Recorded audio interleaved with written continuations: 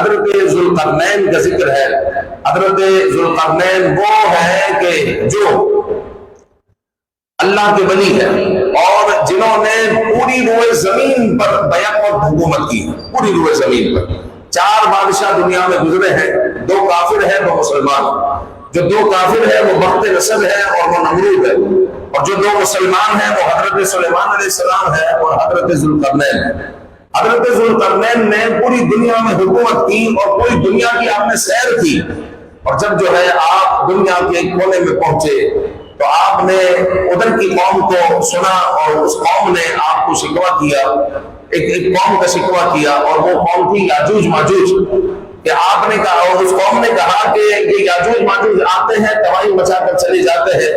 تو حضرت خضر علیہ السلام نے ان کے لیے ایک دیوار کو قائم کیا، جہاں سے یاجوج ماجوج آتے تھے وہاں پر ایک عظیم دیوار بنائی گئی جس میں سیسا پگھلا کر، یعنی لوہا اور تانبا پگھلا کر ڈالا گیا، اور مضبوط ترین دیوار وہ قائم کی گئی، اور یاجوج ماجوج اب تک پیک ہے۔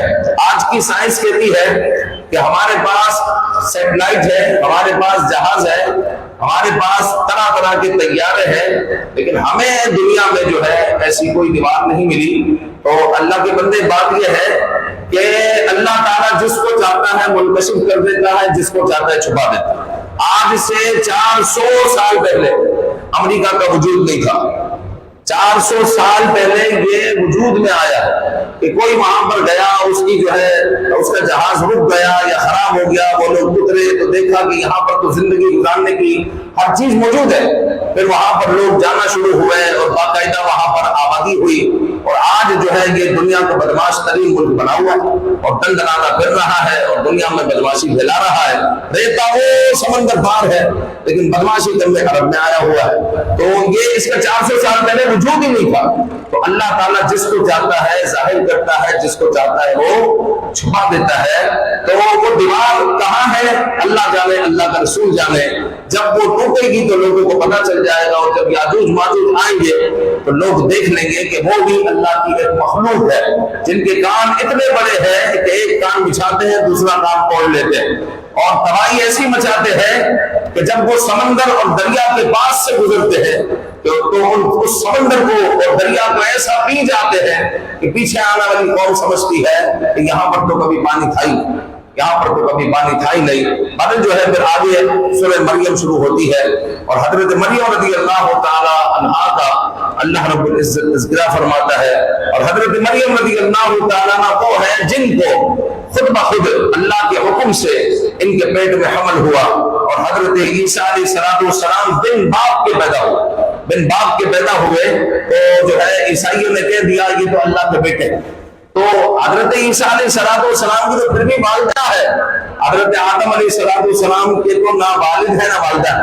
پھر آدم علیہ السلام کے بارے میں کیا خیال ہے تمہارا؟ آدم علیہ السلام تو اور زیادہ پھر افضل ہوئے نا۔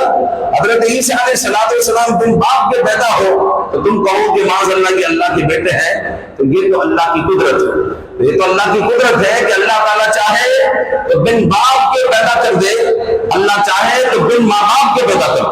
جس طرح حضرت آدم علیہ السلام اور اللہ تعالیٰ چاہے تو کسی کی پسلی سے کسی کو پیدا کر دے، جس طرح حضرت حوا رضی اللہ تعالیٰ عنہا کو حضرت آدم علیہ السلام کی پسلی سے رب ذوالجلال نے پیدا فرمایا۔ اور حضرت مریم رضی اللہ تعالیٰ عنہا یہ پاکیزہ ہے، جب حمل ہوا تو اللہ رب العزت نے حکم دیا کہ آپ کو القا ہوا، الہام ہوا کہ آپ درخت کے پاس جائیں اور درخت کو ہلائیں، کھجور کے درخت کو، اس کے تنے کو ہلائیں، جب کھجور گرے تو اس کو کھائیں۔ وَهُزِّي إِلَيْكِ بِجِذْعِ النَّخْلَةِ تُسَاقِطْ عَلَيْكِ رُطَبًا جَنِيًّا، یہ قرآن میں ذکر ہوا۔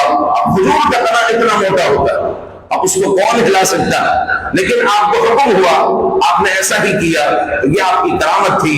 تو کھجوریں گری، آپ نے کھائی، اور آپ کو جو ہے اللہ تعالیٰ نے صحت عطا فرمائی، طاقت عطا فرمائی، اور حضرت عیسیٰ علیہ السلام پیدا ہوئے۔ پھر آگے جو ہے سورۃ طٰہٰ کی تلاوت کی گئی۔ سورۃ طٰہٰ میں حضرت موسیٰ علیہ السلام کا ذکر کثرت سے پایا جاتا ہے، اور حضرت موسیٰ علیہ السلام جب قوم طور پر گئے تو آپ کو کہا گیا فَخْلَعْنَا عَلَيْكَ، اپنی نالین کو آپ اتار دیں۔ اسی بات کو بعض لوگ جو ہے کہہ دیتے ہیں کہ حضرت موسیٰ علیہ السلام طور پر گئے تو آپ سے تو نالین اتروا لی گئی، لیکن شب معراج جب حضور علیہ السلام گئے تو حضور علیہ السلام عرش پر گئے تو آپ نالین اتارنے لگے تو آپ کو کہا گیا کہ آپ نالین نہ اتاریں، ایسی کوئی بات نہیں۔ صحیح ہے، اس کی کوئی اصل نہیں ہے، اس کی کوئی اصل نہیں ہے۔ تو حضرت موسیٰ علیہ السلام کی یہ بات ذکر کر کر اس بات کو ذکر کرتے ہیں کہ کوہ طور پر حضرت موسیٰ علیہ السلام جائے تو اللہ تعالیٰ نالین اتروا لے، لیکن عرش پر اپنے محبوب کی نالین نہ اتارے۔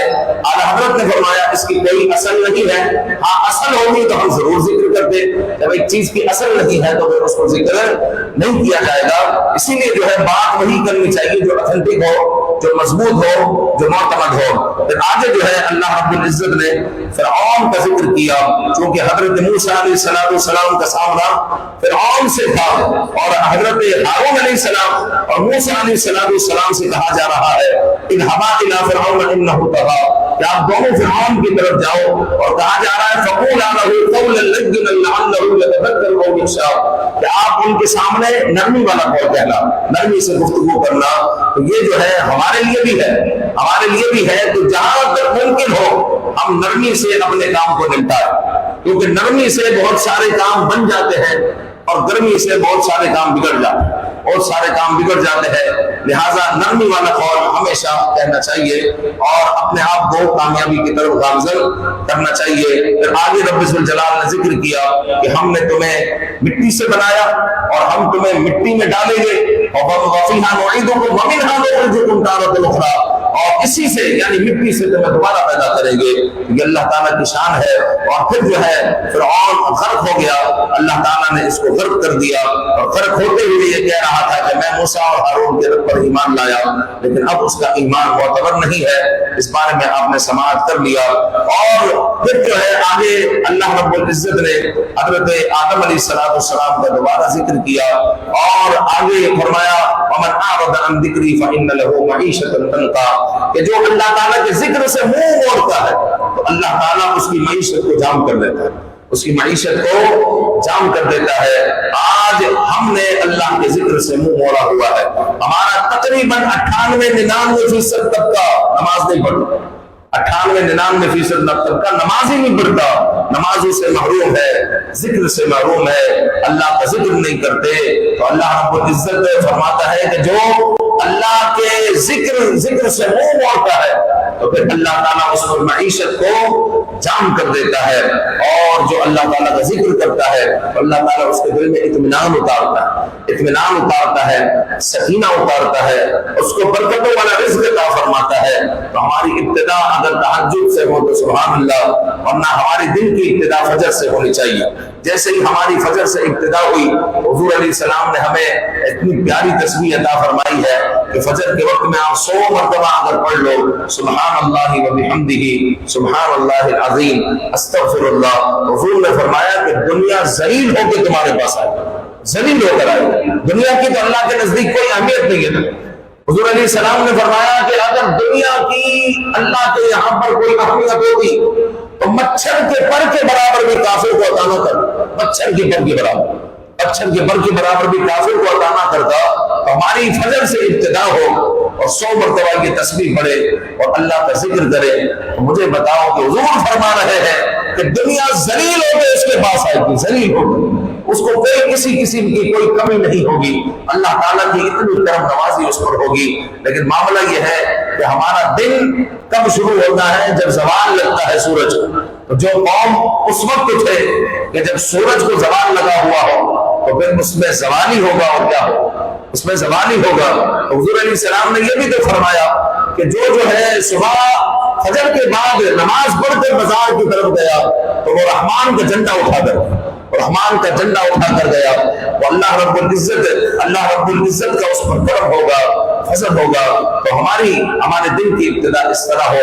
رمضان المبارک کا مبارک مہینہ ہے، الحمدللہ عبادتیں ہو رہی ہے، رمضان کے بعد بھی یہ جاری و ساری رہے، اپنے اندر تبدیلی لے کر آئے۔ کہ حضور نے اللہ رب العزت نے فرمایا کہ جو اللہ کے ذکر سے منہ موڑتا ہے تو پھر اللہ تعالیٰ اس کی معیشت کو جام کر دیتا ہے۔